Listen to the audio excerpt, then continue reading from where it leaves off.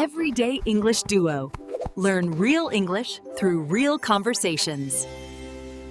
Welcome back to Everyday English Duo. Today we're diving deep into how to train your brain to speak in English. It's like a workout, but for your mind, right?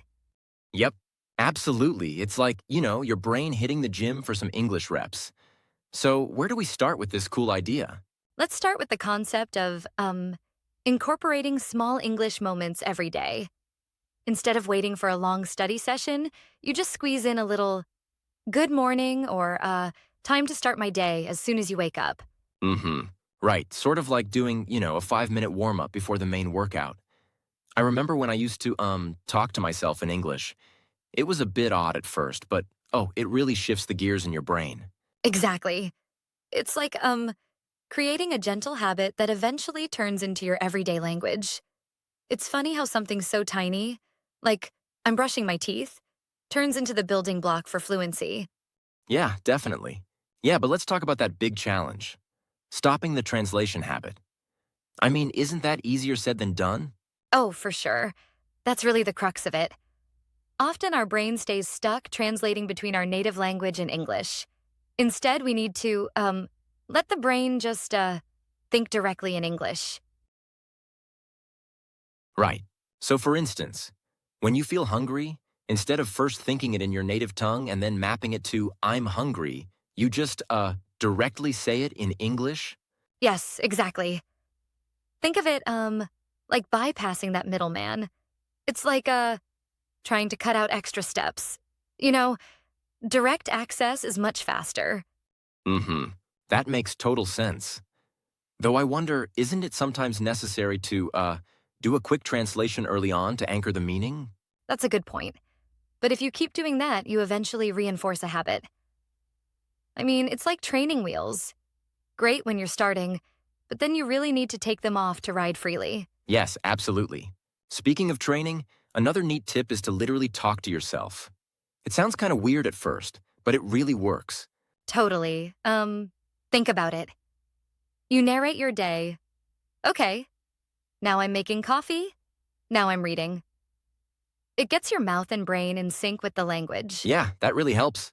I sometimes even give myself a pep talk like, Erik, today you're going to nail that meeting and have a good chat with a friend in English. It not only builds confidence, but, actually reinforces thinking in English. Exactly. That self-conversation is a powerful strategy. It's like, your mind is gradually rewiring to see English as the natural way of expressing yourself. Right on. And how about surrounding yourself with English sounds? That's another major piece of the puzzle, isn't it? Totally. Whether it's listening to podcasts, catching up with your favorite music, or watching, YouTube channels in English, every little bit helps. It's like, over time, your brain starts picking up the rhythm and patterns of the language naturally.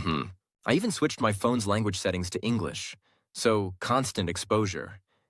Even if I don't get every word, my brain is absorbing the sounds and intonation. Yep, that's a smart move. It's like your brain is gradually tuned to this new frequency of English, and that helps when you need to speak too. Exactly, absolutely. Speaking of speaking, let's get to that point about actually speaking out loud. Because, thinking in English is great, but your mouth needs to train as well, right? Precisely. Even if it feels awkward. Like, my voice, huh? You must practice speaking aloud every day. Whether it's reading a short paragraph or even repeating phrases you hear on a podcast, it's all about building that Right, muscle memory in your mouth. A small tip I love is recording yourself. It sounds, a bit strange at first, but listening back lets you catch mispronunciations and adjust your tone. Yeah, it's a bit like auditioning for your own language debut. And don't worry about sounding perfect. Progress over perfection Yep, is the absolutely. mantra. Now, one of the more intriguing suggestions is to make English emotional. What's your take on that?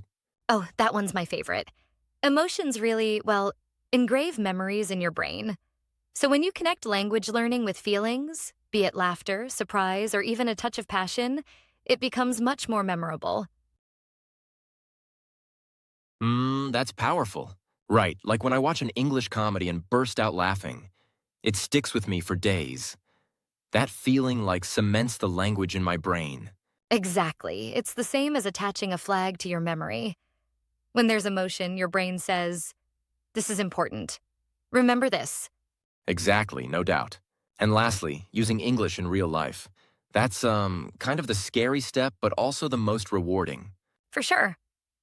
Whether you're chatting with friends online, engaging with tourists, or even simply ordering at a coffee shop, every conversation builds confidence and strengthens those language pathways. Absolutely. I remember the first time I tried conversing in English with a stranger. It was nerve-wracking, but also a mini adventure in itself. And that's the magic. Each interaction, no matter how small, is like a little workout session for your brain. It's, science backing up the idea that repeated practice in real contexts truly makes a difference. Very true. Though, if I may challenge a bit here, isn't there a risk of getting discouraged by mistakes in real-life conversations? That's a fair critique. Sure, the fear of mistakes can be real, but each mistake is actually a step forward. It's like building resilience. The more you talk, the less you focus on errors and more on the progress. Trust me, your brain adapts, and even native speakers make slip-ups sometimes. Absolutely, that's a great perspective. So, to recap, we've got these stellar strategies. First, sprinkle small bursts of English throughout your day. Second, shift from translating to directly thinking in English. Third, have those self-talk sessions. Fourth, fill your world with English sounds. Then, speak out loud and even record yourself. Add that emotional connection. And finally, dive into real-life conversations. Exactly, and remember, it's a gradual process. Just like physical training, consistency is key. Even a few minutes every day can, really add up over time. Consistency indeed. It's really fascinating how these simple steps tap into both cognitive and emotional aspects of learning. It's like a holistic English fitness plan, right? Right. It's a full body, full brain workout. And, the beauty of it all is that every learner can adapt these methods to fit their own pace and style. Indeed, everyone's journey is unique. I guess the takeaway is, treat English like a lifestyle habit rather than a one-off task. Small steps, emotional connections, and real-life practice change everything. Exactly. So, what's one small English moment you're going to create today? Drop your ideas in the comments, and let's keep the conversation going. Yup, let's hear those ideas. And if you enjoyed this episode, remember to like, share, and subscribe for more practical English tips. Until next time, keep training your brain and, keep speaking out loud.